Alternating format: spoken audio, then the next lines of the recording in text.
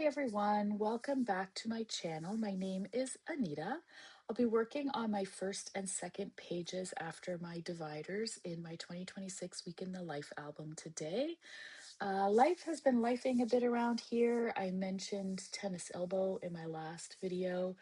I have been going to physio for a few weeks. It's meant stepping away from scrapbooking for a couple of weeks now, but I'm getting back to it and determined to get this album finished. So let's jump into Photoshop Elements.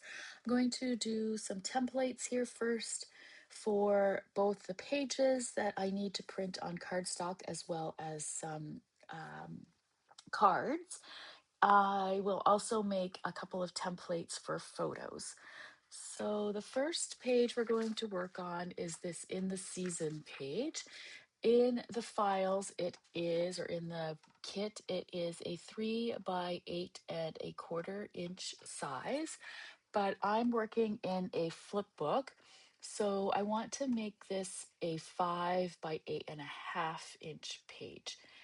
There'll be a wide spot on the left for my holes. You'll see that in a bit. So the first thing I'm going to do is take this card, bring it into, it's just on an 8 1/2 by 11 canvas here. And I'm just going to move that out of the way for a minute. And I'm going to take the marquee tool. I'm going to make a large box that measures that 5 by 8 1/2. And I'm going to fill it with that navy color. I'm only doing an example of one color here. I'm not going to go through every one, obviously.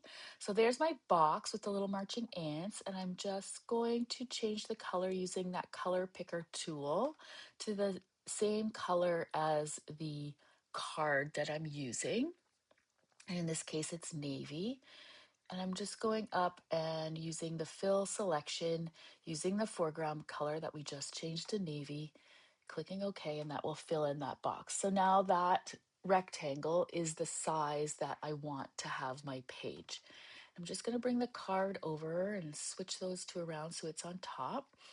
And I'm going to keep it to the right, mostly to the right with just a small border there. You'll see I've left a very large spot on the left. That's because these flip book page protectors, the little, like where the holes are, there's another 1/2 inch beside that that all goes into the binding. So in the end, it ends up being a little bit over an inch. And this page in my album ends up being around 4 inches wide.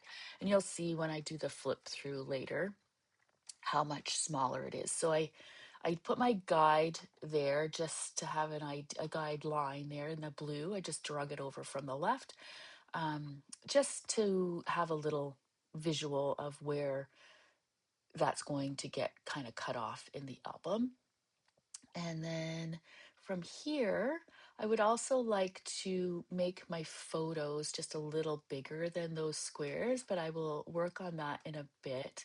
So for now, I'm just going to turn this around. The other thing I'm going to print on here are these journal cards, but because the bottom is white, I want to do my journaling first on the card before I print these out on cardstock. So because you can't really tell where the journaling's going to be, I'm just going to do a stroke outline around this card so I can see where to put my journaling box. So all I'm doing again is using that marquee tool. This time I'm going to put my size at 6 by 4. I'm going to go up, and instead of doing fill selection, I'm going, oh, I have to add another layer too. I forgot to mention that. So add a layer above and then go up and do stroke outline. I'm just choosing black. It doesn't really matter what color you choose. It's set at 3 pixels, and I'm just going to click and outside the, excuse me, outside the marquee, outside those marching ants. And you'll see that there's now an outline. I think I zoom in. Yeah, I did. I'm just going to move the card up a little tiny smidge just so you can see the outline. And now I know where my journaling can fit into. So then from here, I'll just take my text tool and make a text box. So this is now a template. From here, I can save it. Once saved, I can use this template for each day of the week. So I'm going to just take out that card. I can put in my next card, line it up with that outline, and my text box is already there. I just simply double click on the text that's in there and I can overwrite that and put my new text in. And for the in the season card, I'm just going to turn this around so you can see it a little better. I'll just click on that layer that has the actual card and get rid of that. We don't need that one. And then for the background, I'm just going to bring in the new color, kind of line it up where I need it to be. I'm going to come down to the color picker tool, choose the next color, in this case pink, and simply bucket fill that background. And now I'm ready for the next day. I can print that out from here after I have my journaling typed out. It makes the flow much easier. I'm not starting over every day or every time I want to do a new page. I just simply have to go through those couple of steps to get my next one. And from here, I will print out each, as I get them done, I'll print them out and move on to the next colors. Now, the other thing I want to do is make my photo templates. And like I said, I want to make my photos a little larger than the rectangle that's on the card. So I'm just going to hide all those other layers and just keep this card for now. And in order to make that or to make that a little wider, I'm going to use the magic wand tool and just select one of those rectangles. I'm going to do a layer via copy. I don't know if you can see up at the top there, but it's just layer via copy. It makes another rectangle. I'm going to change the color so it's easier to see. So now I have a rectangle that's on its own layer. I can move it around. I can change its shape. I can change how big it is. So all I'm doing is just moving it out so that it's that 3 inches wide. That's all. I didn't change the height of it at all, just the width. And now I'm just going to hide that last one to have just the photo, and I'm just going to duplicate it twice because I obviously need 3 photos to put in there. So this is the beginning of my photo template. I'm just going to move those around. I do want to have a little white border around these photos, so I'm just going to leave enough space in between there that I can have a nice border and choose the size later. So those are my 3 templates to be able to mask photos in for that in the season page. The other thing I need to have are 3x4s, as well as a 3x3 for the journal card that has the grid on the top and the day of the week on the bottom. Here, I'm going to start with the 3x4. So the first thing I'm going to do is take that marquee tool again, set to 3x4 this time, which is the size I want the outside of the picture. It will have a white border. So the first thing I'm going to do is an outline, just a stroke outline at 3x4. That will be my cut line that will get printed around the photo so I know where to cut my photos. I duplicated it 2 more times because I need 3. So all I did was duplicate that outline. So now I have 3 different ones. And then I will go to my rectangle tool and do a rectangle that is 2.75 by 3.75. And that gives me a nice border around each of my photos. So I'm just lining these up so they'll fit on the page. So the next thing I'm going to do is take the rectangle tool and make rectangles inside that outline that will measure 2.75 by 3.75 in order to mask my photos in so that they will have that nice white border. So I'm just going to make 3 of those and line them up within those outlines. And that's it for that. And then the only other thing I need after this is my 3x3. I'll show you the card here. So here's the little card where my weather photo will go. When I did this template, I did just a 3 by 3 with no white border, but in the end, I did put a white border around my weather photos as well. But you'll see me here just doing a 3 by 3 square to go onto this template, and that will be for the weather photo. And this one is done. So from here, I can save it and use it as the template to mask my photos.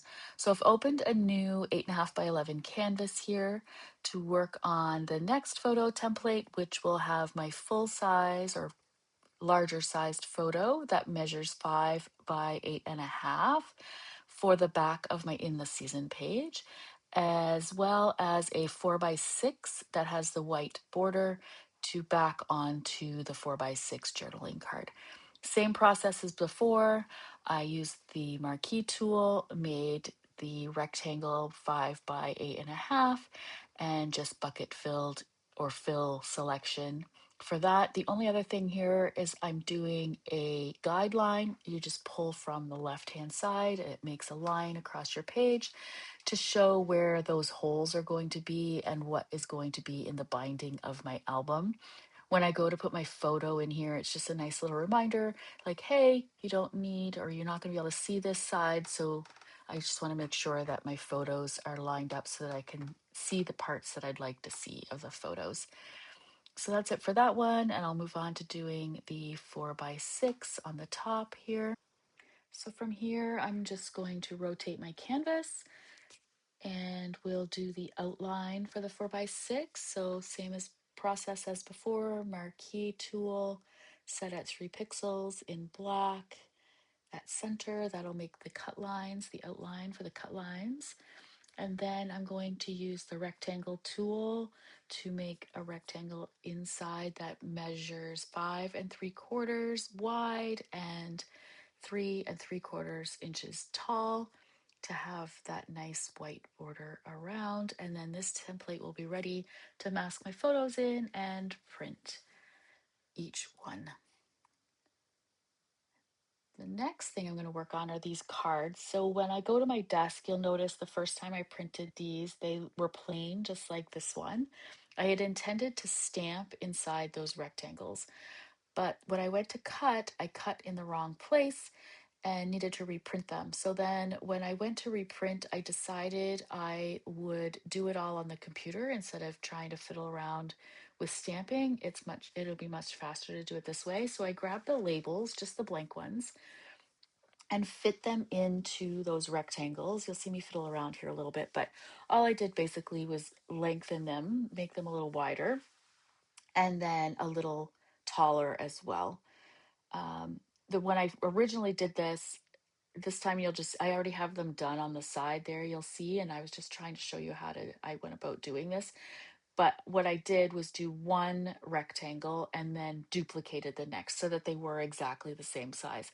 Because when I turned on the other one, I realized that I had widened the first time around and didn't do it this time. So they're not exactly the same, but if you duplicate them, they would be. And then from here, I will meet you on my desk and start putting everything together. Oh, I did do words inside each one as well. All I did was a little text box.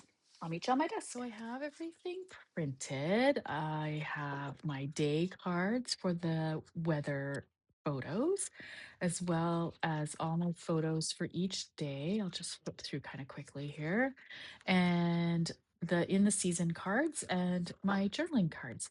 So I will put you on fast forward and put some music while I cut photos, put them in the page protectors and get everything put together. And then at the end, I will do a flip through so you can see how those pages turned out. In my prep video, I said I was going to use the page protector that had 4 by 6 on the top and the bottom, but because I chose to do 3 by 4s and only one 4 by 6 photo for each day, I decided to switch it up to the 3 by 4 and 4 by 6 page protector. Doesn't really make that big of a difference, but I thought I would let you know in case you're following along with that. And the other thing, I haven't figured out yet exactly how I'm going to put the in the season page into my album. I may do a page insert or a page attacher like I did here with the transparency, or I might just punch holes in it and put it in the album. Uh, as I'm working through that, I will make sure to video that and have it included. So I'll see you at the end on my desk for the flip through.